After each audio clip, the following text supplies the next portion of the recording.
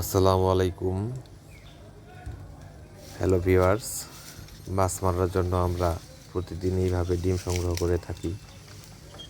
এটা লিচু গাছের মধ্যে একটা বাসা ছিল, তো এটা আমি পারতেছি, পেরে এটা পরিষ্কার করব।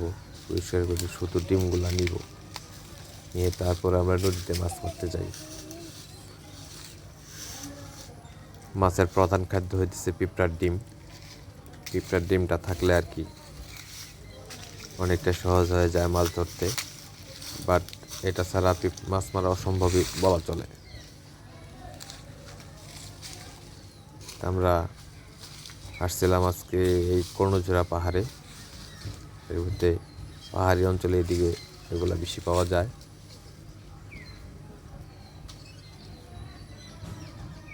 ডিমটা পুরাটা দেখাতে পারতেছি না, পেরে সাফ করে তারপর দেখাবো ইনশাল্লাহ।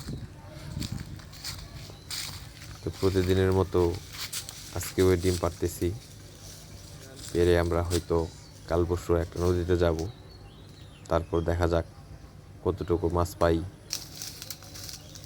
অনেক বড় বাসা, প্রায় হাফ কেজির মতো ডিম হয়ে যাবে এক বাসাতেই।